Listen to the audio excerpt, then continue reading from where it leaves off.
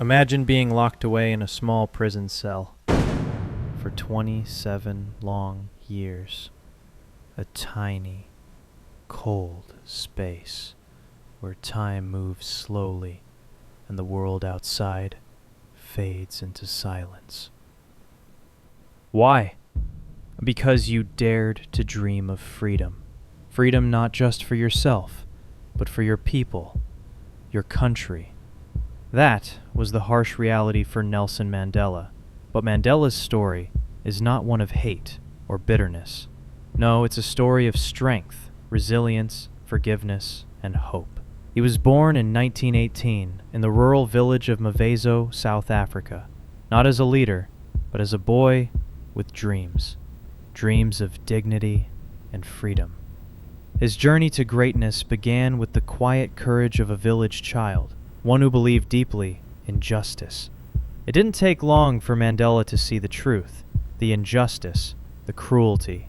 Apartheid wasn't just a word, it was a brutal system, a reality that stripped black South Africans of their rights, their voices, their dreams.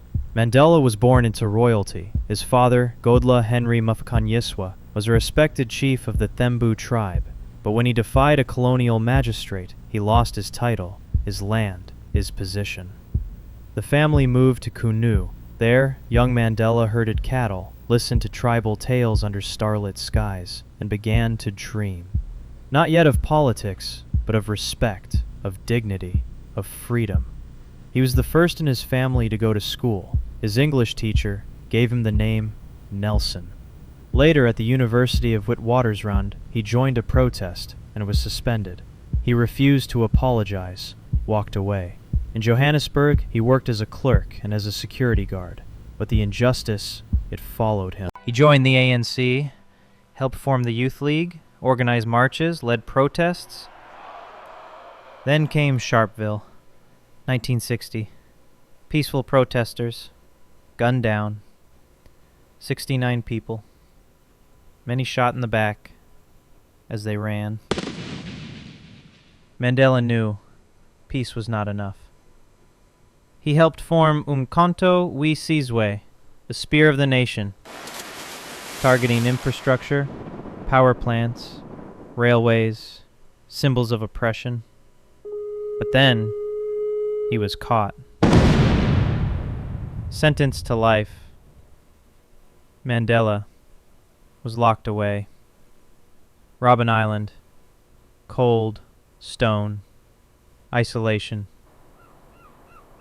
But his mind remained free.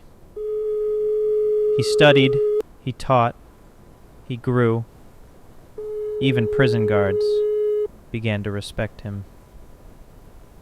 Mandela once said, "I have fought against white domination, and I have fought against black domination. I have always believed in a free and fair South Africa. It is a dream I am ready to die for." The world began to chant his name. Free Nelson Mandela. He said.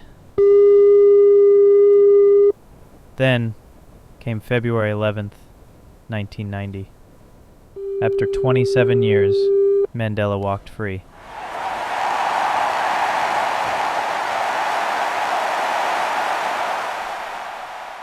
He stepped forward with humility, no rage, no revenge. "I stand here before you as a humble servant of the people." Freedom was only the beginning. He worked with President de Klerk to dismantle apartheid, and in 1994, South Africa held its first democratic election. Nelson Mandela became the first black president of South Africa. He didn't boast, he served. Real leaders know when to leave. Leadership isn't about being in charge. It's about taking care of those in your charge. He stepped down after one term and spent the rest of his life fighting for peace, for justice, for education. It always seems impossible until it is done. In 2013, Mandela passed away, but his legacy lives on.